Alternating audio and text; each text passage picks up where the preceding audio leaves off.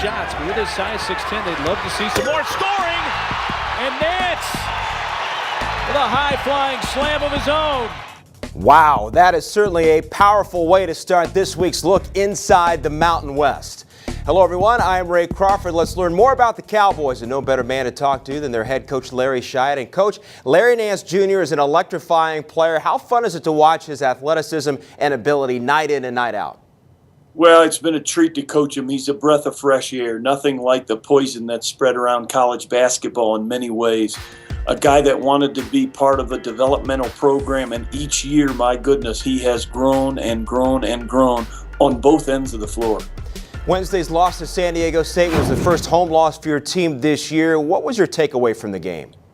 Well, you know, first of all, we were beaten by a better team that night. A close game from start to finish, but we didn't finish the way we wanted to, and kudos to San Diego State, perhaps the best defensive team on the West Coast. What's the one area, Coach, where your team is really working on right now the most over anything else?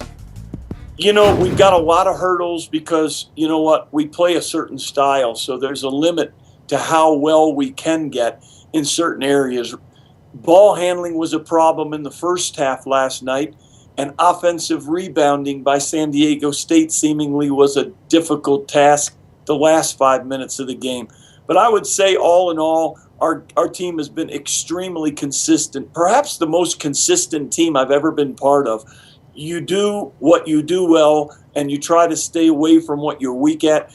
And this ball club has gone out and performed night in and night out the same way, regardless of the competition. Having been on staff at Florida for a couple of national championships, you know very well firsthand what it takes to get to the tournament and advance. What will it take to get Wyoming back to the NCAA tournament? Well, you know, I don't know if we're fixated on that as much as we're fixated on how can we get better each day. You know, this team has been a wonderful team to coach on the floor, in the classroom, and their will to prepare has been terrific. They've never came out and not been prepared to know what they need to do. Did we do it well? Did we do it well enough? Well, we fell 3 times this year. But I got to tell you, with the teams that I've been a part of in the past, as I said before, it really is a breath of fresh air to know your team cares, your team's rarely lazy, and they're ready to fight every single night. Coach, your gold sweaters, they've kind of become a thing there in Laramie. Some students wear them at home games. You've gone suit and tie over the years, so why the sweater? New contract. I told Tom Berman I went out and bought 7 new gold sweaters, 3 brown sweaters, and he will never see me in a sport coat and tie again. I never had a suit in my life, but I had worn sport coats. All that happened was they had to go to the dry cleaner because they were always soaked by halftime. Well, Coach, they look sharp, and your Cowboys look good as well. Best of luck to you the rest of the season.